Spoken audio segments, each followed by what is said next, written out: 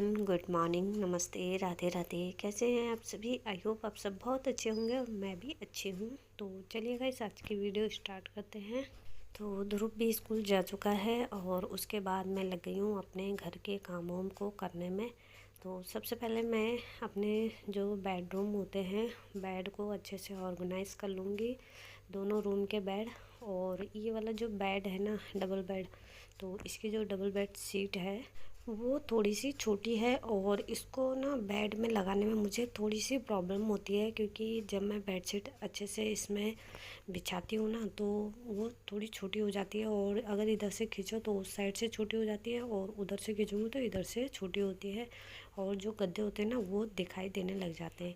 तो बस फिर भी गर्म है तो इस वजह से सर्दियों में काम अच्छा करती है, तो इसलिए मेरा मन करता नहीं है कि इस बेडशीट को हटाऊं। तो मैं बोलती हूँ काम चलाना है तो बेडशीट बिछा ही देती हूँ, क्योंकि बेडशीट जो है ना वो फटी कहीं से नहीं है और दिखने में भी सुंदर लगती है। तो बस यही है, उसमें थोड़ा सा छोटी है तो इसलिए मुझे वो हटाने का मन नहीं करता है।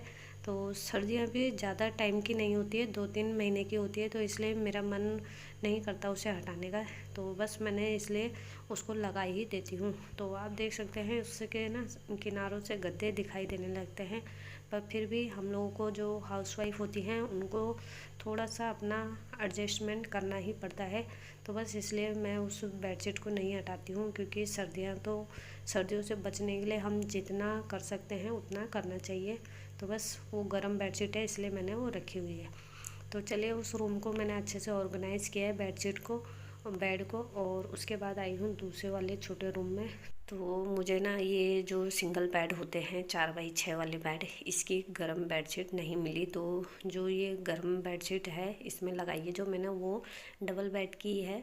और ये एक साथ लाई थी ये वाली बेडशीट, और वो दूसरे जो बेड में लगाई थी मैंने दूसरे वाले रूम में, वो दोनों में एक साथ लाई थी, तो साइज़ इन दोनों के सेम है। तो इस वजह से मैं कभी कभी सिंगल बेड में भी लगा देती हूँ उसे। तो बस यहाँ पे दोनों रूम के बेड अच्छे से ऑर्गेनाइज़ करने के बाद ये मेरा ड्रेसिंग शीशा है, और ड्रेसिंग शीशे के हाल आप देख ही सकते हैं कितना भरा हुआ है।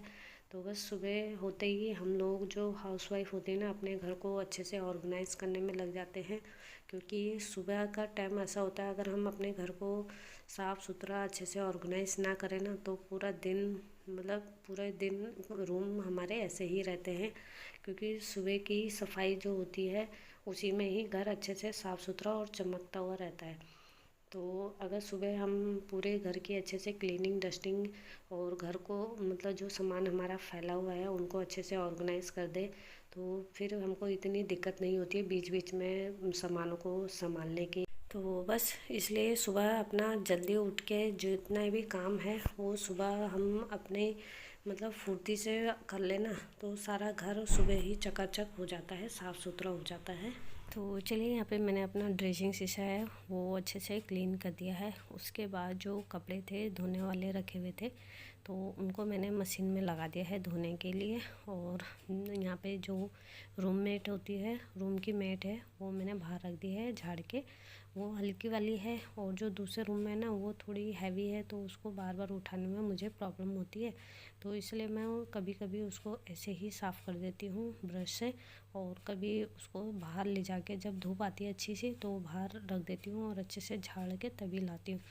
तो फ़िलहाल आज का मौसम ठीक नहीं था तो मैंने सोचा उसको मैं ब्रश से अच्छे से साफ़ कर दूँगी। तो बस पहले इस रूम को पूरी अच्छी तरीके से क्लीन कर देती हूँ, और जितना भी सामान इधर उधर बिखरा पड़ा हुआ है उनको अच्छे से ऑर्गेनाइज़ कर देती हूँ। तो कल शादी में गए थे तो बच्चों ने अपने कपड़े जूते सब ऐसे ही कर रखा था, और टेबल तो आप देख ही सकते हो, टेबल में बच्चों ने सब सामान भी उसी के ऊपर रख दिया था। तो ये जो ड्रायर मशीन है मैं तो बहुत कम यूज़ करती हूँ, वैसे तो मैं करती ही नहीं हूँ, बस मेरे बेटे करता है ध्रुव। तो कल शादी में वो बालों में ड्रायर करके गया था, तो उसने ड्राई यूज़ किया होगा और यहीं टेबल में रख दिया था। तो बस टेबल को भी अच्छे से साफ़ सुथरा किया है, जो सामान जहाँ रहता है उनको वहाँ रखा हुआ है। और जब बच्चे स्कूल चले जाते हैं ना तब सारा काम करने में थोड़ी आसानी होती है, क्योंकि कोई रोकने टोकने वाला नहीं होता है बीच में, और बोलने वाला नहीं होता है कि ये करो वो करो। तो इसलिए थोड़ा हम फ्री होके अपने घर को अच्छे से साफ़ कर लेते हैं। तो ज़्यादातर मैं तभी घर के काम करती हूँ जब ध्रुव स्कूल चले जाता है। तो बस वो स्कूल गया है और रावत जी तो अपने काम पे लगे हुए हैं, मम्मी अपने काम पे है। तो मेरा काम जो है वो घर की क्लीनिंग, डस्टिंग और घर के जितने भी काम होते हैं एक हाउसवाइफ के, सिर्फ वो वाले रह जाते हैं। तो बस इसलिए अपना काम मैं अपने तरीके से करती हूँ। और अगर कोई बीच में डिस्टर्ब करे ना तो फिर टाइम भी ज़्यादा लग जाता है और काम भी बिगड़ जाता है। तो बस इसलिए मैं सब अपने अपने काम पे लगे रहते हैं, तो मैं अपने काम फटाफट से निपटाती रहती हूँ। तो चलिए, पूरे रूमों को मैंने अच्छे से साफ़ किया है, छोटा रूम, बड़ा रूम। और वहाँ की मैट तो मैंने निकाल के बाहर रख दी है, पर ये वाली मैट मैं बाहर नहीं रखूँगी क्योंकि कोहरे वाला मौसम हो रखा है और मौसम बिल्कुल साफ़ नहीं है। और कोहरे में तो मतलब पाल गिरता है, ऊपर से ओस गिरती है, तो फिर मैट फिर से गीली हो जाएगी। तो जो छोटे रूम की मैट है वो तो मैंने बाहर साइकिल में ही रखी है, पर इसको नहीं रख सकती क्योंकि ये सीधा खड़ी मतलब दीवार में डालने के लिए होती है, ये गुलट मुलट नहीं पाती है। तो बस इसलिए इसको मैंने अंदर ही रखा है और ब्रश से बहुत ही अच्छी तरीके से क्लीन कर दिया है। तो आप देख सकते हैं मैट की बिल्कुल चमक, ब्रश से साफ़ करने में उसकी चमक बिल्कुल वैसे ही हो जाती है जैसे लगता है कि नई होगी। तो बस मैट साफ़ करने के बाद फटाफट से मैंने पूरे घर में अच्छे से सुबह वाली झाड़ू लगाई है। और झाड़ू लगाने के बाद आ गई हूँ सीधा रूम में और उसके बाद चलते हैं अब सीधा किचन में। तो किचन में आते ही पहले मैंने सबको ब्रेकफास्ट करवाया है, मतलब मम्मी को और रावत जी को। और आज सोमवार है तो मैंने सोचा मंदिर जाऊंगी, उससे पहले मैं जो भी काम है फटाफट से निपटा लेती हूँ क्योंकि सारे काम तो मेरे निपट ही चुके थे और सिर्फ किचन की भी क्लीनिंग रह गई थी। और बर्तन भी मैंने धो दिए थे, बीच बीच में बर्तन धोती रहती हूँ ताकि ज़्यादा बर्तन ना हो।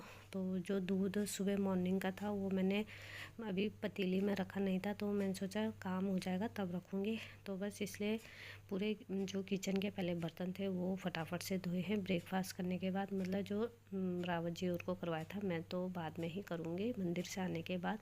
तो बस यहाँ पे फटाफट से ब्रेकफास्ट करवाया है और उसके बाद जो दूध था वो भी मैंने पतीली में रख दिया है और गैस में रख दूँगी। साथ ही साथ मैं पूरे किचन की भी अच्छे से क्लीनिंग कर दूँगी और जो ये दूध की बाल्टी है उसको भी धो दूँगी क्योंकि बाद में ना फिर मैं ब्रेकफास्ट करूँगी तो फिर बर्तन ज़्यादा हो जाएंगे। तो इसलिए मैंने सोचा जो साथ ही साथ बर्तन हो रखे हैं उनको भी धो लेती हूँ और किचन की अच्छे से क्लीनिंग कर लेती हूँ। क्योंकि वैसे मंदिर तो जल्दी चली जाती मैं, पर आजकल सोमवार का जो दिन होता है ना उस दिन मतलब आजकल लोग वो कर रहे हैं ना, भोलेनाथ का पाठ वूठ करते हैं। तो मंदिर में कुछ लोग पाठ पूजा करवा रहे हैं भोलेनाथ का। तो बस उस वजह से वहाँ पे थोड़ा सा जल्दी जाओ ना तो फिर पूजा करने में थोड़ी सी अटपटा या थोड़ा वो लगता है। तो इसलिए मैंने सोचा थोड़ा आधा घंटा लेट जाऊँगी। तो बस इसलिए मैंने सोचा पहले किचन की क्लीनिंग भी कर लेती हूँ और फिर नहा धो के सीधा निकल जाऊँगी। तो बस दूध जैसे ही रखा मैंने उसके बाद अपने पूरे किचन की अच्छे से क्लीनिंग करी और जो दूध की बाल्टी है उसको भी धो दूँगी ताकि सिंक भी खाली रहे। क्योंकि बाद में जब मैं मतलब पाठ पूजा कर लूँगी उसके बाद ब्रेकफास्ट जो करूँगी ना तो उस समय मुझे ज़्यादा बर्तन नहीं चाहिए होते हैं। अगर मतलब अपने खाए के बर्तन होते हैं तो वो फटाफट धुल जाते हैं।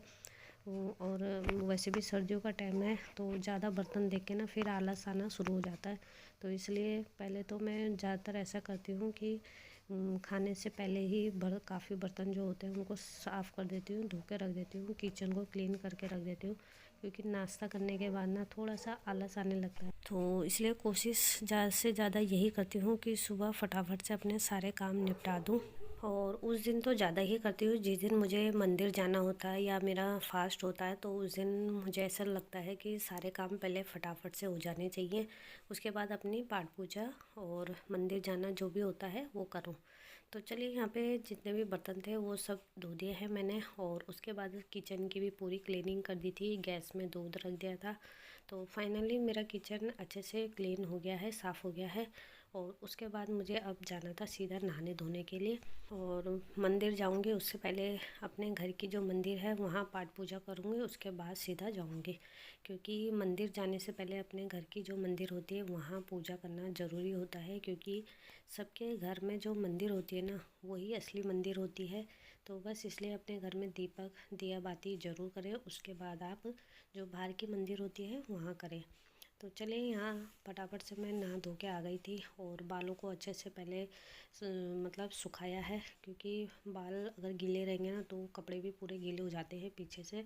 तो इसलिए बालों को पहले अच्छे से सुखा लेती हूँ, उसके बाद ही मतलब जो करना होता है फिर वो करती हूँ। तो बस बालों को अच्छे से वॉश करने के बाद पहले सूर्य देवता को जल अर्घ किया है, क्योंकि सुबह हमें सूर्य नमस्कार, सूर्य को जल चढ़ाना बहुत ही ज़रूरी होता है। उससे हमारे जो आत्मविश्वास होता है और जो हम पे कॉन्फिडेंस की कम मात्रा होती है, मतलब कॉन्फिडेंस नहीं आ पाता है, वो आता है। तो इसलिए सूर्य देव को ज़रूर रोज़ाना जल चढ़ाएं। तो बस यहाँ पे सूर्य देव को जल चढ़ाने के बाद अपनी मंदिर में पाठ पूजा की है, हाथ जोड़ के प्रार्थना की है और अब जाना है मुझे भोलेनाथ के मंदिर में। तो चलिए गाइस, आज की वीडियो यहीं पे एंड करती हूँ। मिलती हूँ आपसे नेक्स्ट वीडियो के साथ, तब तक के लिए बाय बाय, टेक केयर।